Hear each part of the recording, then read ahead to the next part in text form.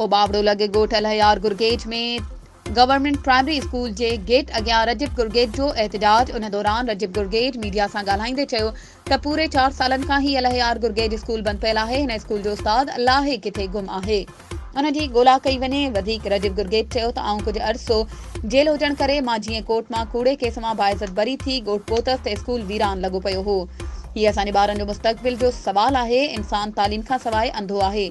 बस असांजो जाइज़ मुतालबो आहे, महिरबानी करे असांखे उस्ताद ॾियो जीअं असांजा नंढड़ा ॿार तालीम हासिल करे सघनि। वधीक उन चयो त हाणे असांजो मुतालबो आहे, तालीम खाते जे आला उहिदेदारनि खे अपील था करियूं त असांखे उस्ताद ॾिनो वञे जीअं त असांजा ॿार स्कूल जे तालीम खां महरूम न रहिजी वञनि।